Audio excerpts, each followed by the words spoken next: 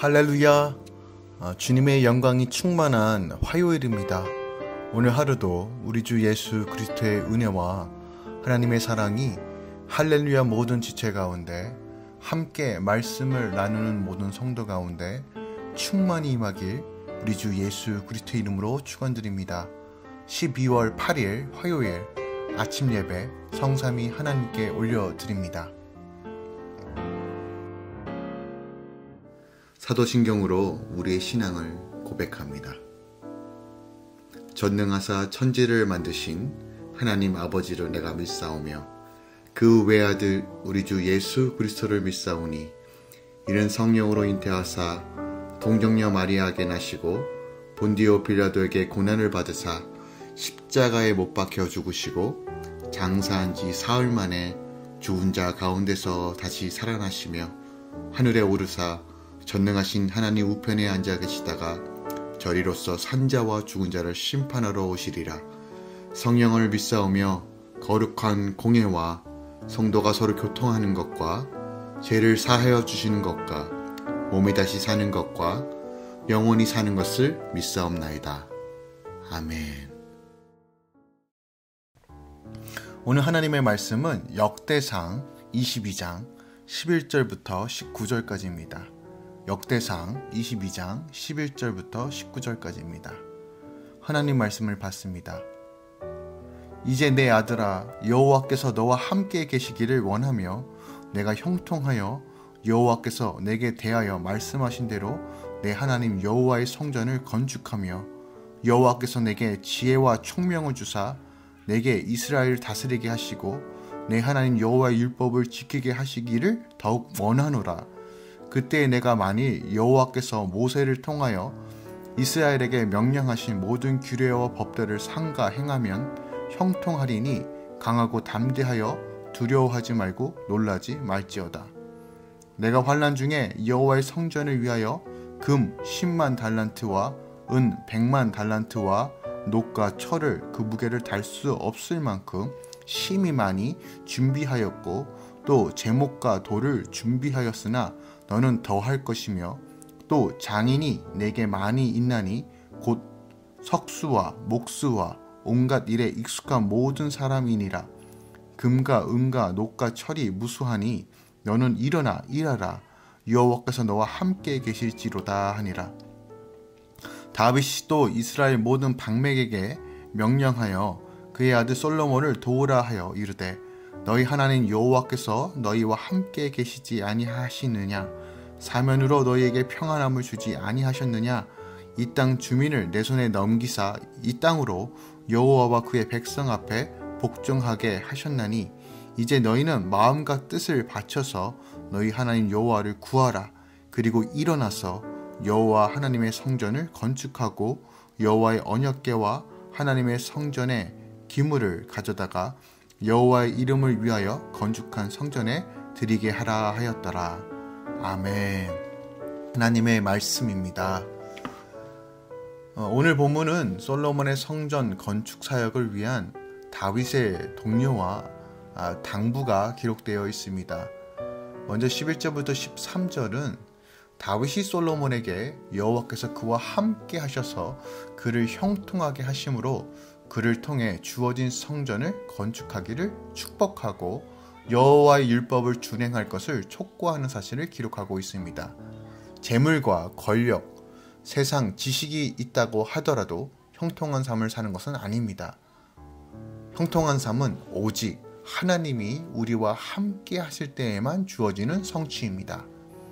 그래서 솔로몬에게 하나님의 말씀대로 사는 것이 형통한 삶을 사는 길인 것을 가르치고 있는 것입니다.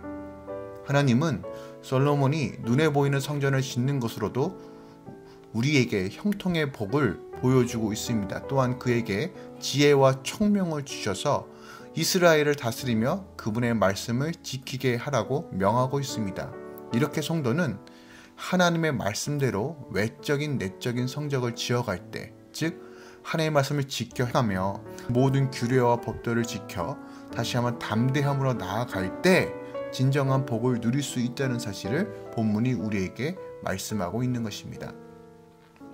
14절부터 16절은 다윗이 솔로몬에게 성전 건축 준비를 설명하고 더 많이 준비하도록 당부하고 있으며 힘있게 성전 건축 사역을 시작하라고 독려하고 있습니다. 이스라엘은 하나님이 다스리는 나라입니다. 그렇기에 이스라엘 왕에게 무엇보다 중요한 일은 하나님의 말씀을 따르는 것입니다. 그래서 다윗은 차기 왕이 될 솔로몬에게 어떤 자세로 성전 건축을 준비해야 하는지를 당부하고 있는 것이에요. 다윗은 전쟁을 치르면서도 여호와의 성전을 짓는 데 필요한 모든 것들을 준비했고 때때로 그 일은 목숨을 내건 위험한 일이었습니다. 자신의 준비로도 부족함이 없었지만 그는 아들에게 성전 건축에 정성을 더하라고 말하고 있습니다.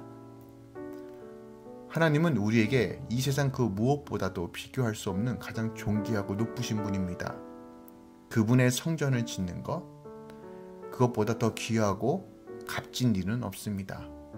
그래서 16절에 다윗은 솔로몬에게 일어나 일하라 라고 명하고 있습니다. 즉 이것은 무슨 말이냐면 더 이상 성전을 짓지 못할 핑계거리가 없으니 이제 일하기 시작하라 라는 뜻입니다. 하나님께서 주신 놀라운 은혜가 우리 안에 있습니다. 우리가 핑계댈 것이 없습니다. 우리는 다시 한번 하나님의 나라를 위해 그 사명을 감당해야 합니다. 끝으로 17절부터 19절은 다윗이 이스라엘 모든 방백들에게 솔로몬을 도와 성전 건축에 힘을 다해 달라고 당부하고 있습니다. 다윗은 나라의 고위 관리와 지방에 파견된 행정 및 군사 지도자들에게 솔로몬을 도우라라고 당부하고 있습니다. 성전 건축은 개인에게 국한된 일이 아니라 하나님의 백성 이스라엘 전체가 참여해야 하는 일이기 때문입니다. 하나님은 서로 돕는 자로 우리를 부르셨고 또 각자의 삶 가운데 하나님께서 주신 사명이 있습니다. 서로 도우며 영육 간의 전심으로 협력하여 나아가야 한다는 사실을 우리에게 말씀하고 있는 것입니다. 또한 이렇게 협력하여서 함께 나아가는 것이 바로 성전 건축의 사명, 또한 우리에게 주신 그 하나님 나라의 성취를 위해 꼭 필요한 과정이라는 것입니다.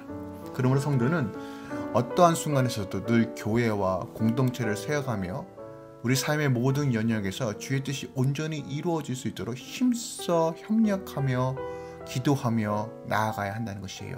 그때 하나님의 평안과 형통이 우리 삶 가운데 충만히 임한다는 것을 본문이 우리에게 가르쳐주고 있습니다.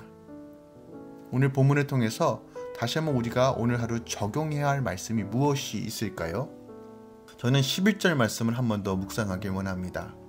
11절에 다윗은 솔로몬에게 축복하면서 이렇게 말합니다.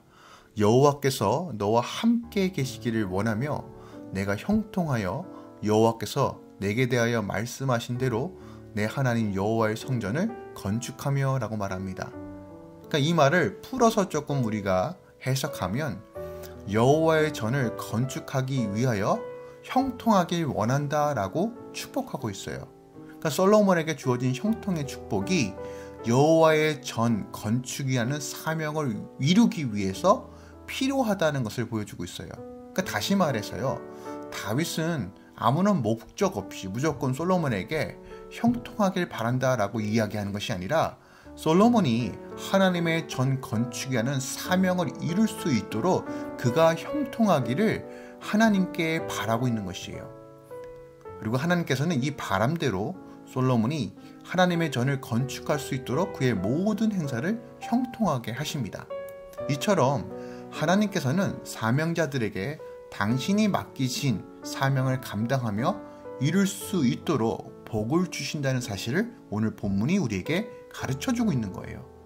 그리고 그 사명을 이룰 수 있도록 더 큰 힘과 복을 주시며 믿음으로 그 사명을 감당하는 모든 자들에게 더 큰 일도 맡기신다는 것 또한 오늘 본문을 통해서 우리가 확인할 수 있습니다. 하지만 하나님께서 주신 형통과 풍요의 은혜는 반드시 책임이 있습니다. 목적 없이 그냥 주신 것이 아니라는 것이에요. 그것은 바로 하나님의 뜻을 행하며 하나님 나라를 세워가는 일에 헌신해야 될 책임이 있다는 것이에요. 한 예로 여호수아는 하나님께서 그에게 어떤 대적에게도 패하지 않을 것이라고 말씀하십니다. 이것도 복이죠. 그 여호수아 1장 1절부터 9절에 기록되어 있어요. 그 이유는 그로 인해 이스라엘을 이끌고 가나안 땅에 들어가서 그곳에 살고 있는 원주민을 몰아내고 이스라엘 백성에게 땅을 나누어 줘야 하기 때문에, 이 사명이 있기 때문에 하나님께서 여호수아에게 어떤 복을 주십니까? 어떤 대적을 만나더라도 패하지 않을 것이라는 확신한 복을, 확신한 확답을 주십니다. 이러한 영적인 비밀은 달란트 비유, 마태복음 25장 13절부터 30절에 기록되어 있는 이 달란트 비유에서도 확인할 수 있어요.